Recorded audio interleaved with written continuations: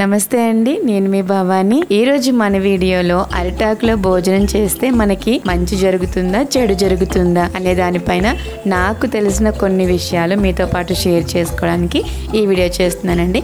Video ఎక్కడ కూడా skip చేయకుండా చూడండి, అప్పుడే కొన్ని మంచి విషయాలు అనేది తెలుస్తాయన్నమాట. ఎందుకంటే నేను మీతో పాటు షేర్ చేసుకోవడానికి ముందుగా పెద్దవాళ్ళని, అట్లా మా అమ్మమ్మని, మా తాతమ్మని తెలుసుకొని మీతో పాటు షేర్ చేసుకుంటున్నాను అన్నమాట. సో కాబట్టి మంచి విషయాలు అయితే షేర్ చేస్తాను. డెఫినెట్గా ఎండింగ్ వరకు చూడండి. వీడియో నచ్చితే మాత్రం తప్పకుండా లైక్ చేయండి.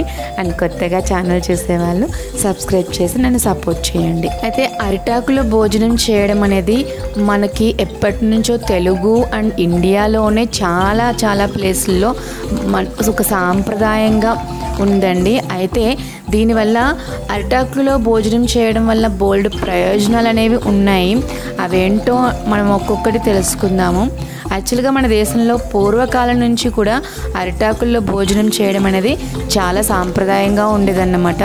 కానీ ఇప్పుడు జీవన విధానంలో చాలా మార్పులు వచ్చాయి. అయినప్పటికీ చాలామంది ఇప్పటికీ కూడా పండుగలు, వేడుకలు, గృహప్రవేశాలు ఇలా జరిగినప్పుడు అరిటాకుల్లో తినేందుకే ఇష్టపడుతూ ఉంటారన్నమాట.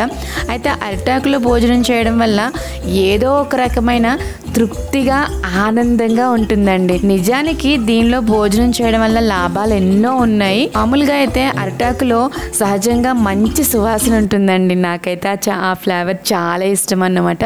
దీనిలో వేడి ఆహారాన్ని పెట్టుకొని దానిపై నెయ్యి వేసుకుంటే మాత్రం ఆ ఆహారానికి కూడా అరిటాకు యొక్క సువాసన పట్టుకొని ఆహారం యొక్క రుచి మరింత పెరిగినట్టుగా అనిపిస్తుంది. పైగా దీని నుంచి ఎలాంటి రసాయనిక పదార్థాలు విడుదల కావు కాబట్టి దీనికి ఒక భద్రమైన ప్లేట్ అని చెప్పవచ్చండి. అలాగే అరిటాకులో సహజంగానే యాంటీ మైక్రోబియల్ లక్షణాలు పుష్కలంగా ఉంటాయి. అందువల్ల దానిలో పెట్టుకున్న ఆహారంలో ఏమైనా సూక్ష్మజీవులు ఉన్నట్లయితే కూడా అవి సహజంగా తొలగిపోతాయి అన్నమాట. అందువల్ల ఆహార సంబంధంగా వచ్చే అనేక వ్యాధులు మనకి రాకుండా ఉంటాయన్నమాట.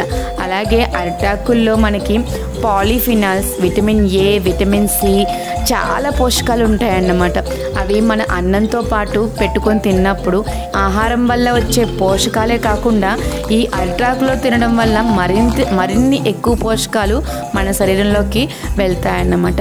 ఇప్పుడు చాలామంది పెళ్ళిళ్ళు, ఫంక్షన్లకు యూజ్ అండ్ త్రో ప్లాస్టిక్ ప్లేట్లను ఉపయోగిస్తున్నారు. వీటి వల్ల పర్యావరణానికి ముప్పు వాటిల్లుతుంది, మన ఆరోగ్యానికి కూడా అంత మంచిది కాదు. అదే మనం అరిటాకులో భోజనం పెట్టడం వల్ల పర్యావరణానికి మేలు చేసిన వాళ్ళని అవుతాము. అలాగే మన హెల్త్ని కూడా కాపాడుకున్న వాళ్ళం అవుతాము. ఇవి అలా మట్టిపై పారేస్తే పర్యావరణానికి ఎలాంటి హాని చేయకుండా తేలిగ్గా భూమిలో కలిసిపోతాయి అన్నమాట. అదే మనం ప్లాస్టిక్ ప్లేట్లు పెడితే తరతరాలుగా అవి వేరే తరం వాళ్ళకి కూడా కనిపిస్తూనే ఉంటాయి ఆ ప్లేట్స్ అనేవి. సో కాబట్టి మనం అరిటాకులో భోజనం చేయడం అనేది చాలా మంచి పద్ధతి అన్నమాట. అయితే దీనిలో అన్నం తినడం వల్ల జీర్ణశక్తి చాలా మెరుగవుతుందండి. అలాగే జీర్ణ వ్యవస్థ సక్రమంగా పనిచేస్తుంది. ఈ ఆకులో ఉండే పాలిఫినాల్స్ పొట్టలో జీవరసాయనాలను తగిన స్థాయిలో విడుదలయ్యేలా చూస్తాయన్నమాట. అలాగే తిన్న ఆహారంలోని పోషకాలు మెరుగ్గా శరీరానికి అందడంలో సహకరిస్తాయి. వీటిలో భోజనం పెట్టుకునే ముందు ఒకసారి వీటిని నీటితో కడగడం అనేది తప్పనిసరిగా చేయాలి. ఎందుకంటే గాలి కాలుష్యం వల్ల కొన్నిసార్లు ఈ ఆకులపై దుమ్ము రేణువులు ఒక పొరలా పేరుకుపోతాయి. కాబట్టి ఒకసారి మనం వాష్ చేసుకొని అన్నం పెట్టుకొని తినడం అనేది మంచిదన్నమాట.